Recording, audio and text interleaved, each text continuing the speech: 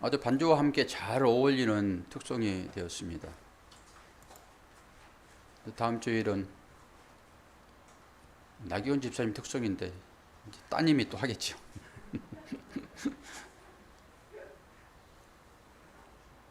나기원 집사님을 하나님께서 목회자로 세우지 않는 것은 찬양을 못하기 때문입니다. 저 열정이면 벌써 지금 목회를 했어야 되거든요. 근데 본인이 생각하기를 나는 찬양을 못해서 하나님께서 안 세워야 된다. 상관없어요. 하나님께서 찬양도 잘하게 하시죠. 지금 이제 다음 주 교회 학교요? 그럼 이제 믿으면 돼요. 네, 순서는 그렇게 되어 있지만은 교회 학교 들어오면 됩니다.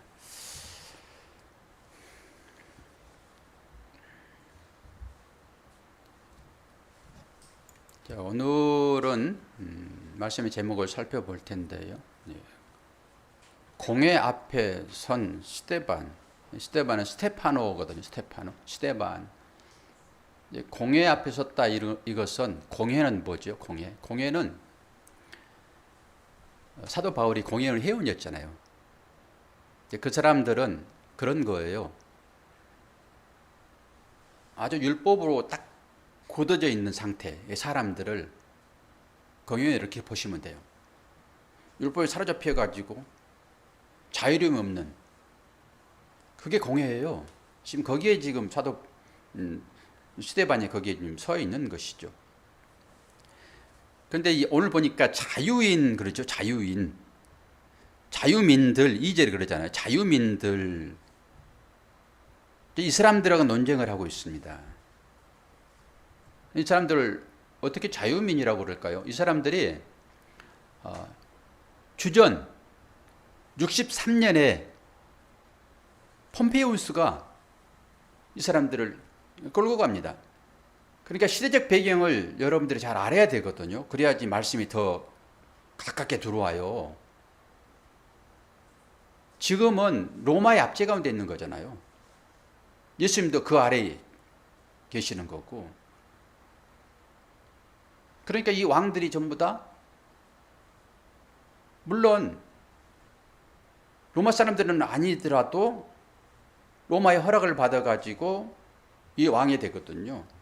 헤롯도 그렇고요. 이두메 사람이니까. 그때 잡아갔던 사람들의 후손들이에요. 오늘 여기에 나온 사람들을. 이 사람들을 자유민이더라 이렇게 얘기를 하죠. 그리고 바벨론에 팔려갔던 사람들도 다 돌아오지 않고 각 지역으로 이렇게 흩어져 살았고요. 그 사람들이 초대교회에 그 성령이 임할 때 함께 와서 예배드리고 그리고 그들이 이제 순례자가 되는 것이죠. 순례자는 뭐예요? 믿는 대상에 근본되는 걸 찾아오는 거잖아요. 믿음 없이 순례를 갑니까? 안 가죠. 기독교 성지도 순례 하잖아요. 그럼 뭐예요? 하나님을 믿는 사람들이 가는 거죠. 이 사람들과의 언쟁이에요. 오늘 이 얘기가. 우리 이 얘기를 통해 가지고 하나님께서 왜 사람들을 이렇게 쓰시는지 이제 볼 텐데요. 오늘 또 성령에 사로잡혀서 지금 스데반이 복음을 증거하는 거거든요. 우리가 지난 주일에는 7 집사를 뽑았잖아요. 7 집사를 왜 뽑았습니까? 사제들이 말씀과 기도에 전무하리라 라고 하면서 그 구제하는 일, 그걸 돕는 자로 7 집사를 뽑았다고요. 그러면 7 집사가 오늘 이제 구제를 해야 돼요. 실제적으로 어려운 사람들에게 쌀도 나눠주고 돈도 좀 나눠주고 이렇게 이제 일을 해야 맞는 거죠.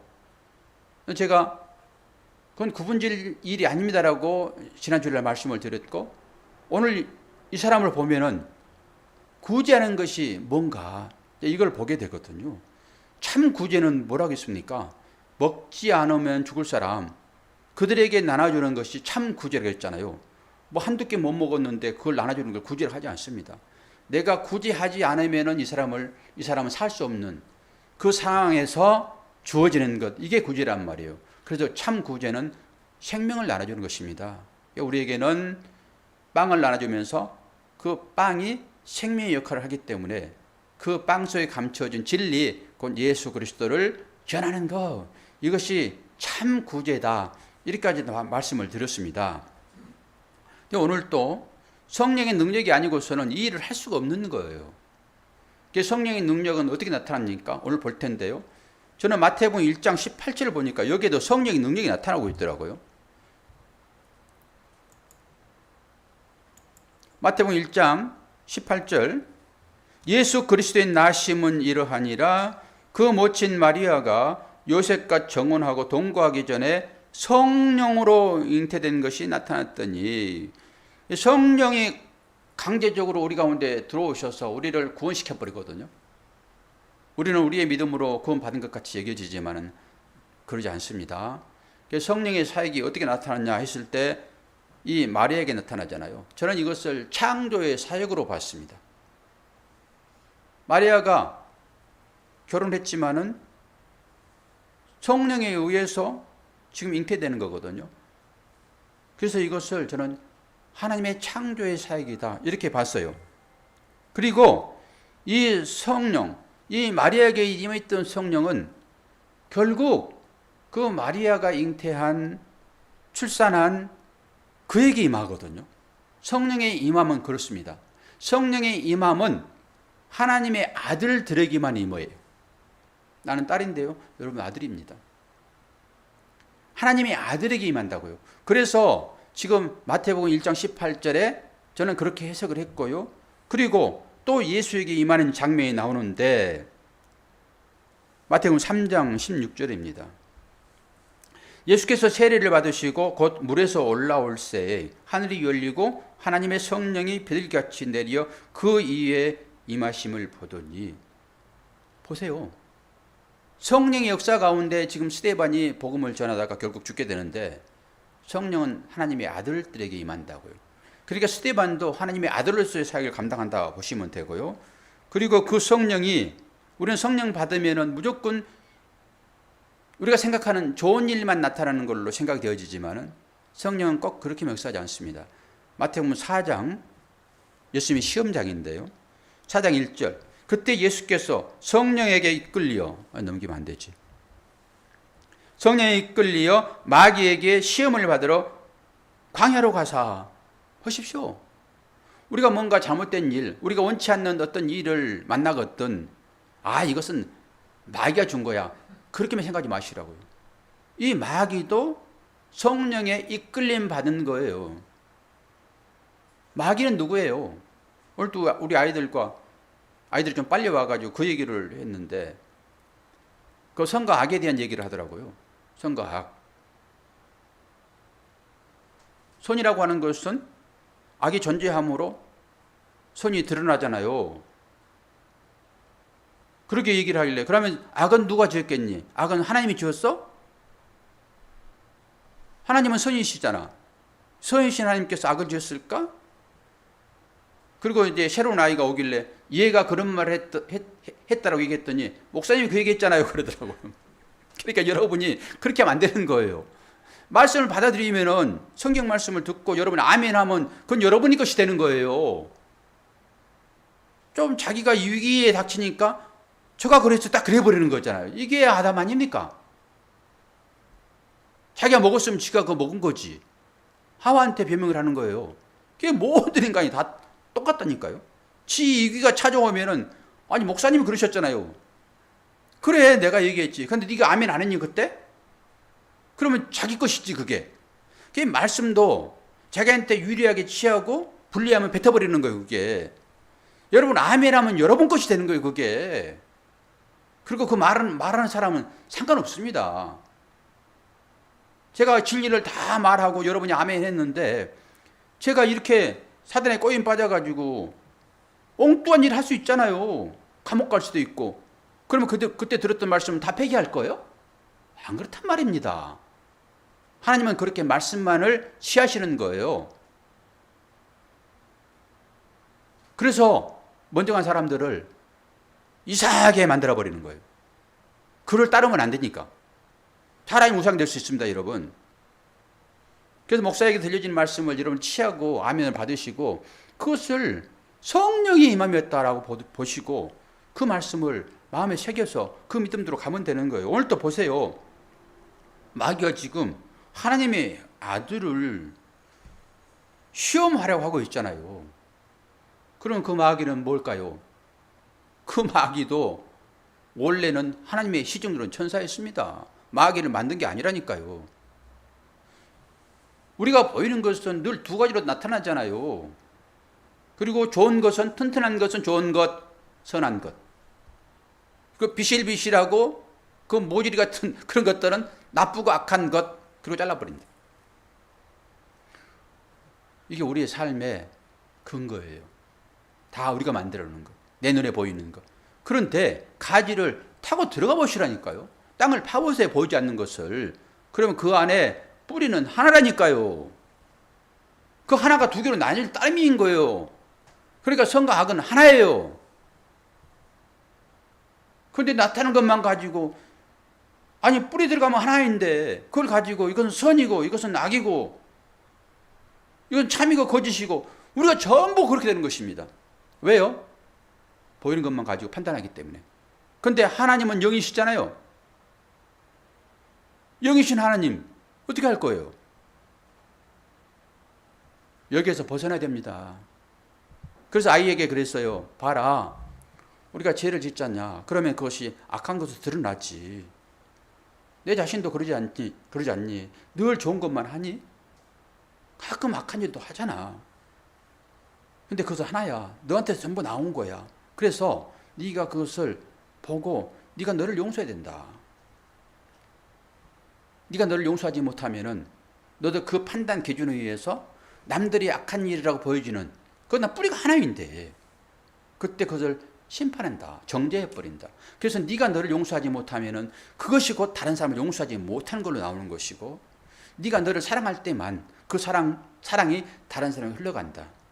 한번 보세요. 모든 것들을 그렇게 판단 기준으로 하여 전부 부정적인 측면을 보는 사람들은 전부 부정적으로 봅니다. 하나라니까요. 뿌리는. 그걸 가지고 신앙생활을 하셔야 돼요. 이제 들을 만큼 들었고 배울 만큼 배웠잖아요. 그럼 판단하여 나타난 것으로 보지 마시라니까요. 그 속에 다 하나지 그게. 이런 것입니다 이게.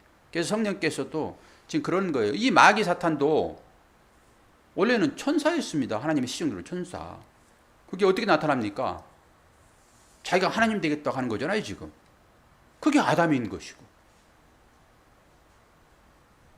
나도 이제 내 맘대로 할 거예요. 이게 아담이잖아요. 다른 얘기로 나도 이제 선악을 내가 분별할 거예요. 내가 심판할 거예요. 나도 그거 이제 보이거든요. 이제 눈이 밝아져 가지고 이게 악이고 이게 선인 게 보이거든요. 뿌리는 하나인 것을 모르는 것이죠. 그거 하고 싶은 것이죠. 우리 모두는 다 그렇죠. 그래서 똑같이 얘가 했단다 그러니까 아니 목사님이 그랬잖아요. 이렇게 되는 거예요. 부정해버리고 말하는 것입니다. 그러면서 마태복음 4장 19절을 봅니다.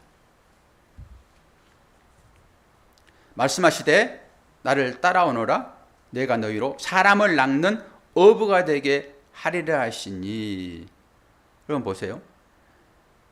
예수님께서 제자를 부르실 때 왜 제일 처음에 제자를 어부를 택했는가라고 하는 거잖아요. 거의 어부입니다. 그리고 또 세리예요. 세리는 자타가 공인하는 사기꾼입니다. 그 당시 젊은 사람들이 세리가 많이 있었거든요. 그건 뭐지요? 착복하는 것입니다. 세리는 기본적으로. 세금 걷어가지고 로마에 바치고 좀 더 걷어가지고 부자 되는 것입니다. 이게 세리장 사기오예요. 그리고 그 사람들은 세리 되고 욕을 얻어먹더라도 한탕하고 튀는 거예요. 그들의 생각은. 그러니까 나도 세리란 것이 나쁜지 아니까 자기가 나쁜 놈이다 생각하는 것이고, 아니 세금을 빼앗기니까 다른 사람들이 뭐라고 그래요? 너 공평하지 않다. 너 착복하고 있잖아. 그런데 그에게 주는 그 권위가 있잖아요. 함부로 못하는 것이죠. 그러니까 자타가 다 세리는 죄인이에요. 자기도 그렇게 생각을 하고 그 직업을 갖게 되는 것이고, 다른 사람들도 아이고 저는 나쁜 놈. 자타가 죄인이라고 하는 것이 세리입니다. 그런데 이 세리 부르시고 어부는 이 시대에 뭐 직업을 이렇게 뭐 차별할 수 없지만은 그 당시 어부는 누가 어부예요? 진짜 많은 사람들에게 대접받지 못하는 이치에 있는 사람들이라고 보는 거예요, 그 당시에.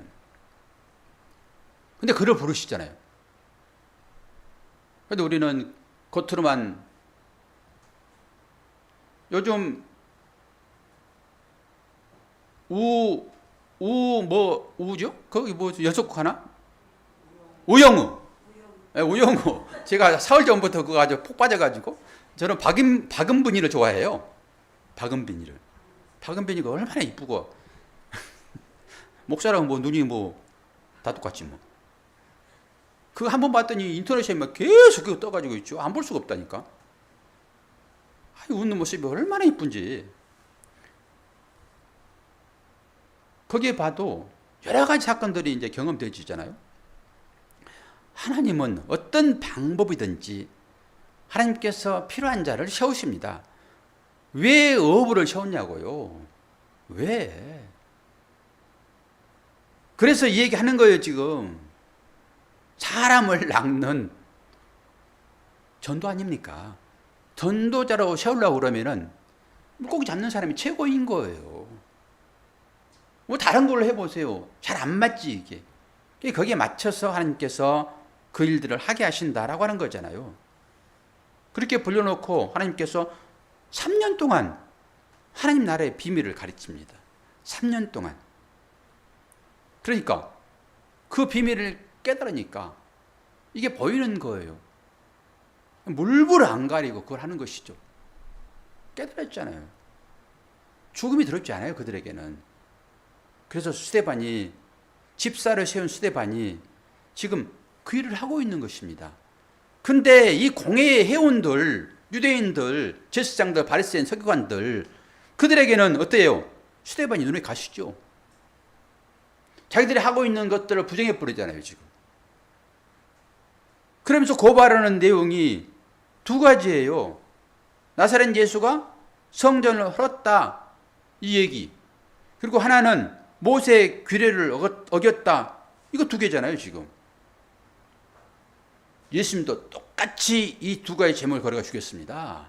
이게 신성모독이에요. 신성모독. 그리고 모세의 규례는 뭐예요? 율법이죠, 당연히. 이걸 건 것입니다. 이 바리새인들, 유대인들, 이들이 인본주의인 거예요, 그들이. 인본주의요. 거기에 딱 갇혀 있는 사람들입니다. 이게 공회인 것이고요. 그러니까 주님은 이걸 깨러 오셨잖아요. 그것이 나를 얘기하는 건데 너희들은 지금 내가 왔음에도 불구하고 나를 보지 않잖아. 그리고 율법만 지키고 있잖아. 율법만 지키고 있는 건 뭐예요? 자기 잘난 것 뽀기는 사람들입니다. 그게. 그걸 통해 가지고 하나님의 복 받겠다고 하는 사람들이죠. 그런데 이 신성모독이 어떻게 나타나는지를 볼까요? 마태복음 26장 61절.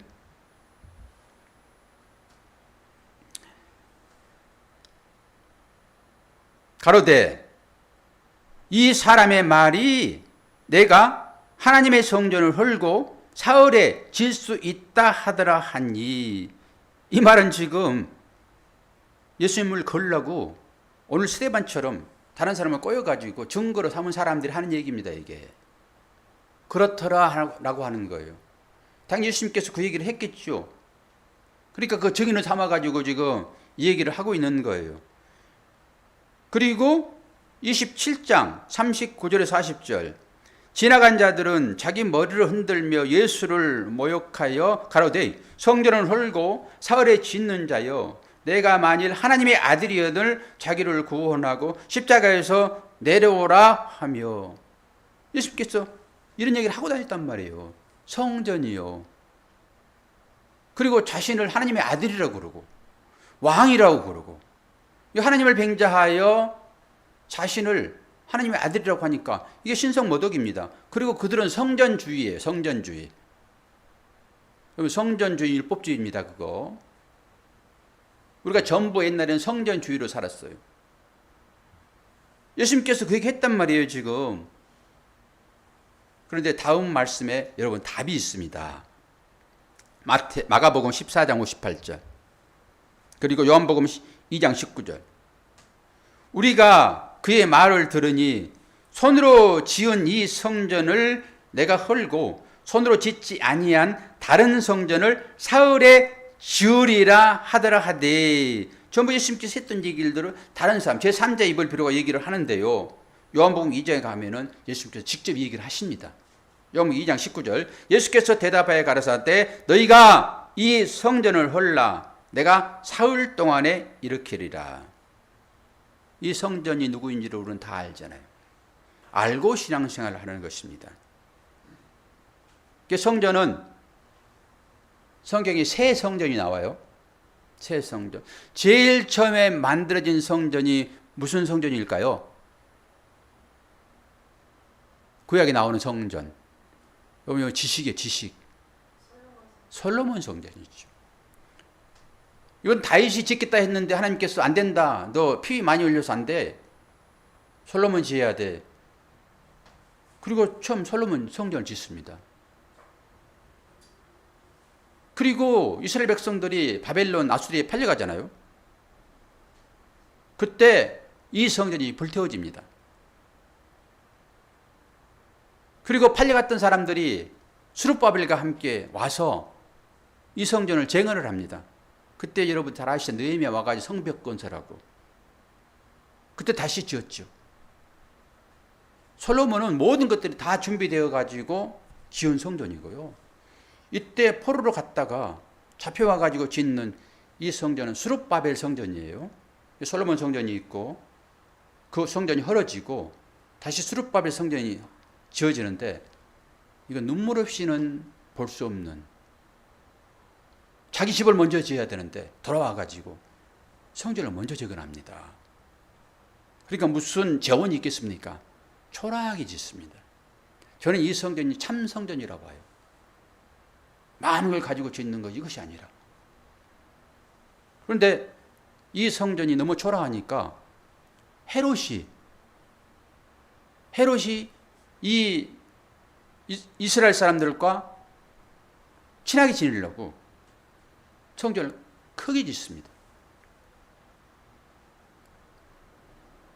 그때 지어진 성전이 다 허물어지고 지금 통곡의 벽이라고 하는 그 벽만 남아 있습니다.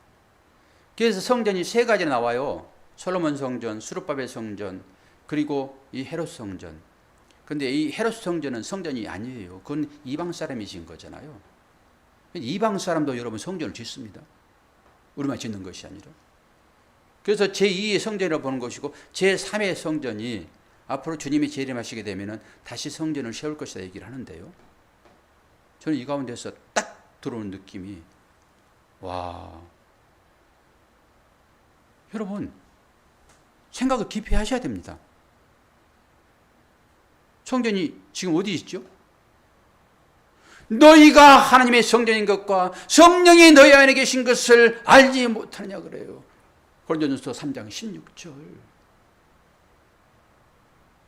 전율이 느껴져요. 어떤 신학자들은 그렇게 얘기해요. 주님이 재림할 때 이 성전을 다시 세울 것이다. 그러니까 스룹바벨 이후에 헤롯 성전은 성전이 아니다. 그건 이방 사람이 세웠기 때문에 진짜 성전은 스룹바벨, 아니 예수님 재림하시면 세워질 것이다 이렇게 얘기하는데요.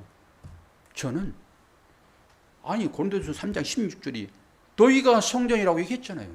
성전의 개념이잖아요. 이게 우리는 성전하게 되면 이 보이는 것, 그래서 우리가 육신이라고 얘기를 하는데요. 전부 육신은 보이는 것만 판단한다니까요. 그러니까 이 보이는 것이 뭔지를 깨닫지 못하게 되면 율법주의가 되는 것이고요. 바리새인들이 되는 것입니다. 그들이 주님과 언쟁하고 그들이 주님을 죽입니다. 신앙생활 열심히 하는 사람들이 오히려 주님을 죽인다니까요. 주님의 이름을 욕되게 합니다. 그래서 조심하라는 거예요. 성전이 어떻게 됐습니까? 완성됐잖아요. 지금 우리가 성전 되었잖아요. 성전의 의미는 무엇이죠? 거기에 법계, 말씀이 없으면 성전은 의미가 없습니다. 아무리 호랍게 성전을 짓다 하더라도 진리를 인식하는 그들이 거기서 예배를 드리지 않으면은 그것은 옛 성전과 마찬가지예요. 그래서 그거 지어놓고 성전을 홀라 얘기하는 거예요, 지금. 그런데 이 말씀을 알지 못하게 되면은, 야, 이 성전 48년 동안 지었거든. 제자도 그러잖아요. 이렇게 얘기하니까, 아니, 주님 무슨 말씀하세요? 주님, 저 성전 한번 보세요. 얼마나 호화해요, 멋져요? 여러분 자랑할 수 있습니다. 셔가란 교회는 이게 뭐 임대교회이고 상가교회이니까 여러분 이 교회를 자랑하신 분 있으세요? 자랑하신 분은 저 나부장님밖에 없어요. 목사 자랑하는. 배드민턴 치러 가가지고도 우리 목사님 그러신다니까. 민망하게. 우리 교회를 자랑하신 분 한번 손 들어보세요. 근데 여러분이 만약에 어디 교회가 제일 좋은 교회예요, 여러분 생각에? 아주 대형교회, 저 영락교회라고 할까요? 저기 명동에 있는 거? 그 교회 다니면은 목에 힘 딱 들어가잖아요. 아유, 저 쉬어가는 교회. 저 집사님 저 말하는 거 좀 봐줘. 나는 지금 저 영락교회 다니는데 뭐하고 있어 지금? 그럴 거 아닙니까? 우리가 다 그렇다니까요. 그런데 아무리 큰 교회일지라도 거기에 말씀이 없으면, 법궤가 없으면 성전은 아무 필요가 없잖아요. 다 아시잖아요. 말씀이 없는, 법궤가 없는, 그거 아무리 호러면 뭐합니까? 그래서 주님이 성전을 헐라 그러는 거예요. 그랬더니, 아니 주님, 이 건물 하나를 보세요. 이 벽돌, 이 돌들이 얼마나 아름다워요. 48년 동안 지었잖아요. 이 성전이 지금 무슨 성전이에요? 헤롯 성전이에요, 여러분. 성전을 헐라 그러잖아요. 사흘 만에 내가 일으키리라. 이것 했더니 신성모독으로 거는 거예요, 그들이. 성전주의라니까요, 그게.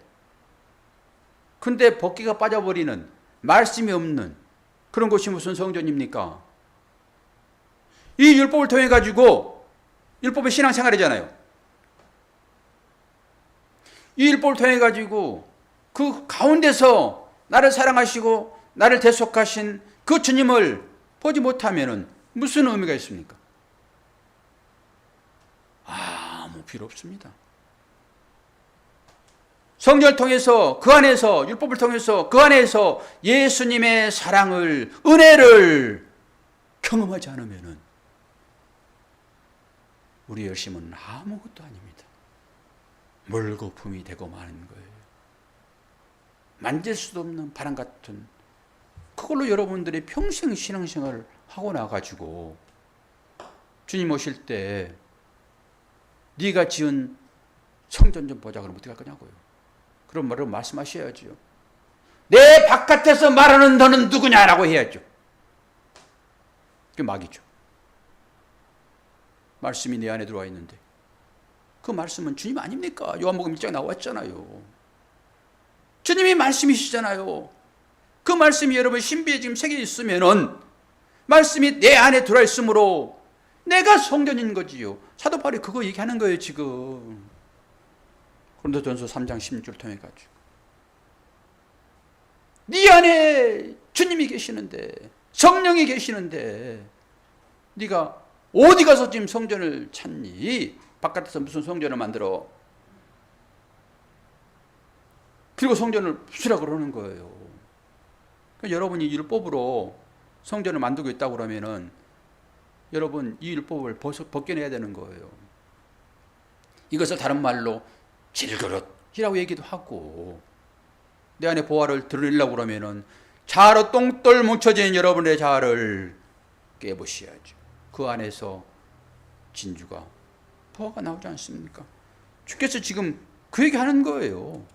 그런데 오늘 스데반을 지금 잡아가지고 죽일 거거든요. 똑같이 주님도 그렇게 죽였습니다. 스데반 하는 일이 뭐예요? 복음 준 거예요. 복음 준 거. 두 번째, 신성모독 말고 모세의 규례를 어겼다라고 하는 거잖아요. 누가복음 6장 1, 2절과 6, 7절 봅니다. 안식일에 예수께서 밀밭 사이로 지나가실 때 제자들이 이삭을 잘라 손으로 비비어 먹으니 어떤 바리새인들이 말하되 어찌하여 안식일에 하지 못한 일을 하느뇨. 또 다른 안식일에 예수께서 회당에 들어가서 가르치실 때에 거기 오른손 마른 사람이 있는지라. 서경과 바리새인들이 예수를 송사할 빙글을 찾으러 하여 안식일에 병 고치시는가 엿보니. 그거 보세요. 1, 2절은 뭡니까 지금? 이삭 잘라 비벼 먹는 거잖아요. 이걸 일로 봤습니다. 일부러 안식일에 그거 하는 거예요. 주께서 태클을 거는 것입니다. 지금 안식일 안 하면 되잖아요. 근데 밀밭 사이다 지나가면서 이거 비비는 거예요. 지금 이거 일로 보는 거예요. 그들은 안식일 때 침도 안 뱉었습니다. 침 뱉을 때 그거 파인다고, 흙이 파인다고. 휴지 갖고 다니면서 침 뱉었어요. 실제로 일로 보는 거예요. 근데 안식일에 이랬다 하는 거잖아요. 지금. 그리고 봐요. 6, 7절 봐도 예수께서 안식일에 회당에 들어가 가지고 가르치는데 오른손 마른 사람을 가르친대요. 치료한대요. 아, 오른손 의의 손 있잖아요. 진리, 겉옷 이런 의미가 다 있습니다. 이게 말할 때 이제 탁탁 들어와야 돼요. 여러분이. 아, 왼손 마른 사람 고쳐야지 왜 오른손이 말라버렸다. 율법을 가지고 진리를 보지 못했다 이런 거잖아요. 결론적으로 오른손에 힘이니까 이게 말라버렸다. 읽는데 막 그게 전해지는 거예요. 이런 부분들이. 그래서 예수님께서는 이런 방법으로 그들이 가지고 있는 이 율법을 반박해버리는 거예요. 그래서 제가 설교할 때 여러분들이 가지고 있는 그 율법의 그 틀을 자꾸 깨는 거예요. 여러분의 가치관, 사고관을 깨는 것입니다. 그랬더니 죽이는 거예요. 그렇게 죽으러 오시는 거예요. 결론적으로. 나를 죽여야지만이 그가 살인자가 돼요. 살인자가 되지 않으면은 그를 죽일 수 없습니다. 역설 중에 역설입니다. 살인자로 만들어버리는 거예요. 그런 건 꼼짝없이 율법에 의해서 사람을 죽였으므로 너도 죽는 거예요. 이렇게 예수를 죽여야지만이 내가 살인자가 돼가지고 조심스럽긴 하지만은 여러분들이 이걸 이해할 수 있어야 돼요. 율법. 그래서 주께서 율법으로 오신 거예요. 율법이 죽어버리는 거죠. 율법을 죽이지 않으면 그 안에서 진리가 나오지 않아요. 마태복음 5장 21절 22절 여기 앞에 있나? 따라할 거.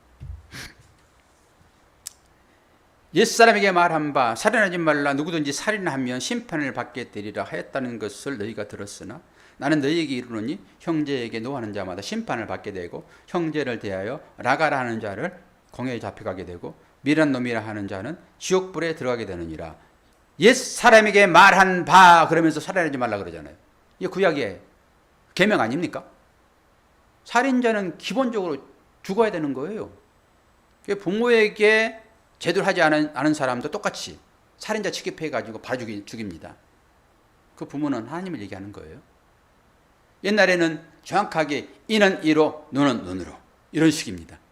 그런데 주께서 이것을 거부해버리잖아요. 해석을 다시 하잖아요. 그들은 보이는 것만 가지고 얘기했잖아요. 지금. 그런데 주께서는 이 율법을 지금 달리 얘기하잖아요. 뭐라고 얘기해요? 야, 너희 형제에게 노하는 자 그런 심판을 받게 된다? 심판은 당연히 지옥이죠. 형제에 대하여 라가 여기에요. 이 나쁜 놈 새끼 연병할 놈. 이 문둥이 자식. 그 우영우 거기에 욕 지대로 나왔다고. 그 할아버지가 그 욕하는 거. 이런 거. 그 미련한 놈이다. 아이고 저 등신 저거 공부를 그렇게 못하니 이게. 그 미련한 놈 아니에요? 여기 봐요. 그러면 전부 다 지옥불에 들어간다. 이게 살인이라고 그러잖아요. 그럼 여기에서 살인 안 한 사람 있어요? 그래서 은혜인 거예요. 그래서 살인자가 구할 것은 뭐예요? 하나님 살려주세요. 죽을 수밖에 없으니까. 그런데 이런 것을 모르고 그냥 실제적으로 나는 지나가는 이 거미도 잘 못 받는다? 나는 벌레 하나도 제대로 죽을 수가 없어.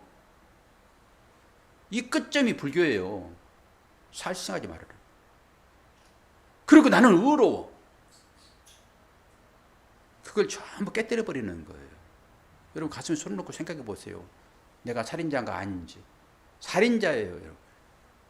전부 살인자입니다. 살인자는 죽을 수밖에 없는 거예요. 기가 막히잖아요. 그런데 우리를 어떤 방법으로 살려냈습니까? 그게 십자가라니까요. 그래서 율법을 통해 가지고 그리스도를 보았냐라고 하는 거예요. 그래서 그 은혜를 알았냐? 그런 사람이 누구의 눈에 있는 그 티끌을 가지고 얘기를 해요? 내 안에 더한 것이 들어있는데. 저는 지금도 그렇게 판단을 해요. 이 영상을 보게 되면 제가 눈을 이렇게 들고 있더라고요. 이렇게 가끔. 저 시계 보는 거예요. 그 여러분 영상 안 보니까 모르죠 뭐. 저만 일주일에 한 30번씩 보는데. 시계 보는 거예요. 시계 맞추느라고. 거의 끝나가니까 제 약간의 간증을 한번 할게요. 목사의 간증은 서걱거립니다.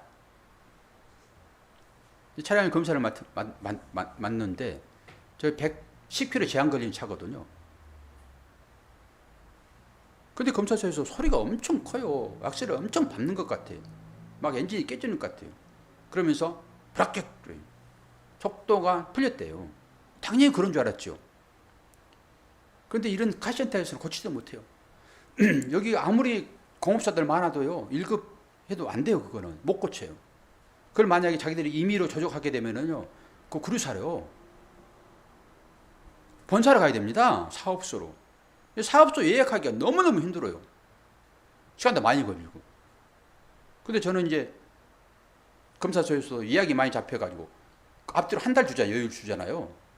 근데 마지막 이틀 남겨놓고 검사를 했어요. 그런데 일주일 시간을 주더라고요. 고쳐오라고.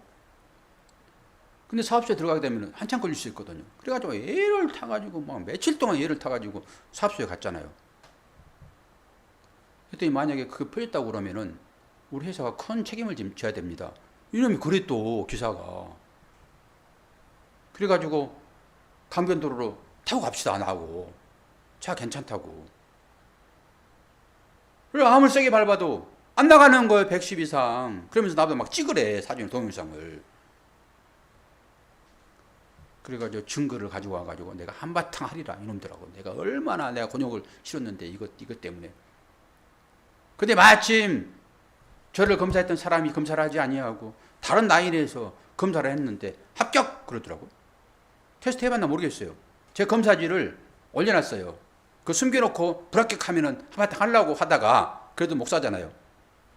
그래서 이거 보고 그냥 합격시켜주라 그런 의미로 그냥 왔더니 합격 그러더라고. 그래서 그 사람한테 나 지난번에 이러이러이 해가지고 내가 A를 먹었는데 다른 사람이 그럴 수도 있어서 그 사람한테 분명하게 전해달라고 이거. 그러고 올라오고 그랬더니 아유 그 사람 또 불러요. 막 대지를 시키는 거예요. 이래서 이래 됐습니다. 그랬더니 안 그렇대. 자기 기계는 최고래.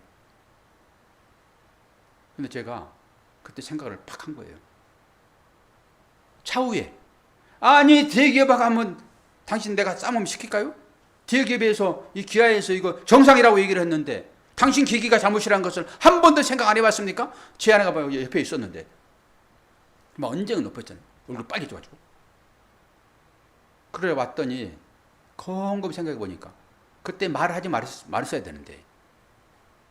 그런데 제 생각에도 이 사람들은 잘못이고 대기업의 말만 옳은 것이다. 큰 것만 추구하는 사람들의 생각입니다. 여러분, 제가 이런 설교할 때 여러분이 뭐 가당치 않을 수도 있습니다. 근데 큰 교회 목사가 설교하면은 아이고 아멘입니다. 여러분 그렇습니다. 제가 그 짓을 하고 있더라고요. 근데 그 사람이 자판을 치면서 그 정비 내역을 쓰는데 그 내용에다가 부적합이라고 쓰더라고요. 요즘 다 보여요. 은행에서 그거 보이듯이. 그럼 저 사람 왜 그럴까 저거 그냥 안 고쳐놓고 또 고쳤다고 뭐 뒤로 뭘 또 그렇게 회사에서 그러나? 그런 생각만 했죠. 그냥 딱딱 보이잖아요. 그것은 안 고쳤으면 안 고쳤다고 그래야지. 왜 정상이라고 해야지. 그러놓고 저한테 주는 것은 그거 안 나옵니다. 그리고 적합이란 것만 나오는 거예요. 그래서 그거 가지고 따졌는데 가만히 생각하니까 이놈이 잘못한 것 같아요. 뒤에 기억. 와, 그러면서 섬찟했습니다. 나도 이런데. 처음에 그 사람은 말만 믿고 괜찮습니다. 아니 괜찮으면 바로 테스트해야 돼. 1시간 반을 차에 차고 넣어놨다가 날 불러가지고 가봅시다. 아무 문제 없습니다. 뭐가 오는지는 모릅니다. 그런데 와가지고 이 사람만 그냥 혼내고 말았잖아요. 제 간증이에요. 그건 우리의 시각이 딱 그렇단 말이에요. 그거 좋고 오르면은 박사학위 5개 맞으면은 그 사람 말은 무조건 오케이. 거짓말해도 오케이. 그래서 여러분들 큰 교회 목사님이 심을 합니까? 작은 교회 목사님 심을 합니까? 아니란 말입니다. 여러분 잘 보셔야 되는 거예요. 뭐가 옳은지 알잖아요. 이제 수십 년 신앙생활을 했으니까. 안 들을 때는 판단할 근거 없으므로 안 들었지만 이제는 여러분들이 기존 생활에다가 신앙생활에다가 이런 말씀을 듣게 되면 어떤 것이 옳은지는 이제 분별되어지잖아요. 우리 나연 선생님만 거기를 까딱까딱 해.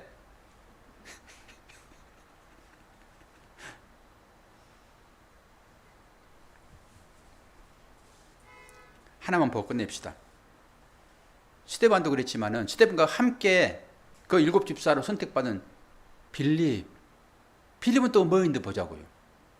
그들이 구제 사역했는지. 참 구제가 이런 거예요. 빌립 사역을 봅시다. 그리고 설교 끝낼게요. 빌립은 사도행전 8장 5절 26절 40절입니다.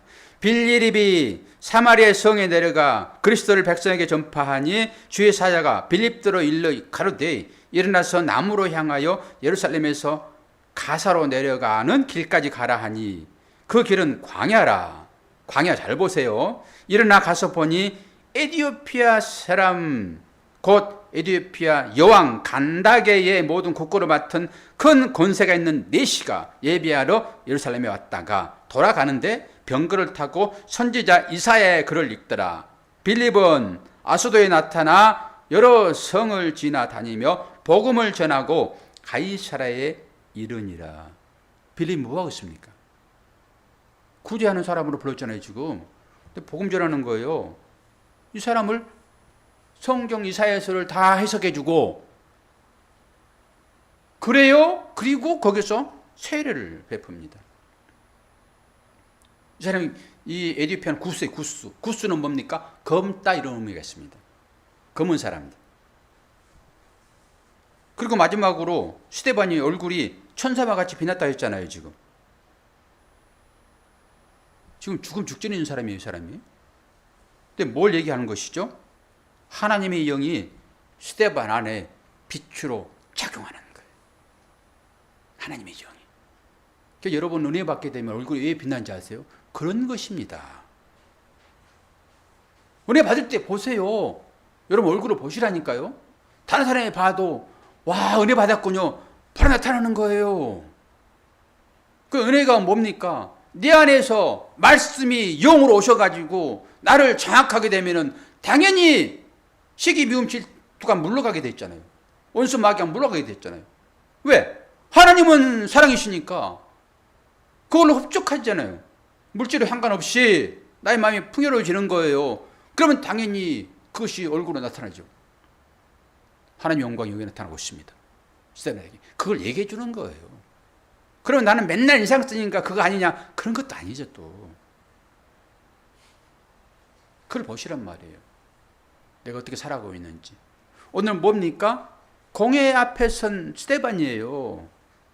스데반이 지금 일반적으로 구제했다고 그러면 공회 앞에 왜 섭니까? 우리가 일반적인 구제를 하게 되면 세상 사람들 우리를 좋아하지요. 세상이 공회니까. 아이고 착하네.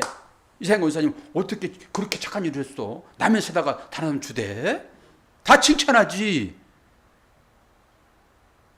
그런데 이 사람들이 뭐 했냐고요 지금. 진리 대신 예수 그리스도 이불을 전했더니 이 율법의 꽉꽉 묶여 있는 이들이 이 사람을 죽이는 것입니다. 그래서 복음 전하는 사람들이 전부 다 감옥에 가는 것이고 이렇게 순교당하는 거예요. 순교당하지 않는 제자가 있어요? 우리가 그 안에 들어있는 사람들이란 말입니다. 당연히 그걸 한번 보도록 하기 위하여 우리 삶 가운데 그런 감옥 같은 그런 일들이 생겨나는 거예요. 그때 분별하라는 거예요. 그렇구나. 내 안에 계신 성령께서 그 제자의 일을 다시 한번 회상하려고. 그래서 이미와 아직을 이해하지 못하면은 복음 안에 들어있지 않는 거예요. 그래서 전부 다 이루어졌다고 하는 과거사를 쓰는 거예요. 우리가 그렇게 되었다. 그런데 너희들이 육신을 입고 있잖아, 지금 보이는 것으로. 네가 그 은혜를 다시 한번 깨달아야지. 그리고 이런 일이 우리한테 있다니까요.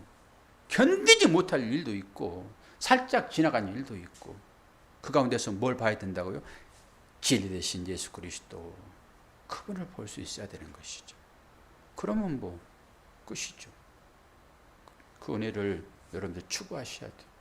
이제 다음 주일은 이제 스데반의 그 아주 7장에 기가 막힌 설교가 쭉 이어집니다. 그 읽고 오세요. 성경 전체입니다. 성경 전체. 예수의 일만 얘기하는 거예요. 기도하겠습니다. 좋으신 아버지 하나님, 아버지의 사랑과 은혜를 감사합니다. 공의 앞에 선 스데반, 그가 마지막에 얼굴이 해와 같이 빛났다고 하는데 우리들은 삶 가운데서 우리의 얼굴의 모습은 어떤지를 보게 하여 주옵소서. 성령이 내 안에 계셔서 나를 사로잡는데 우리는 내일을 염려하며 내일 먹을 것 거둡니다. 그것은 결국 벌레가 나고 썩고 냄새가 나는 것일 수밖에 없는데 이런 것에 갇혀 지내지 말게 도와주시고 내일의 참 양식인 예수 그리스도를 사모하는 우리 모두가 될 수 있도록 은혜 허락하여 주옵소서. 병들고 힘들고 어려운 가운데 있는 우리 성도들의 삶을 아버지 긍휼히 여기시사 저들 가운데도 필요한 대로 공급하여 주심으로 하나님의 사랑 가운데 있음을 보게 하여 주옵소서.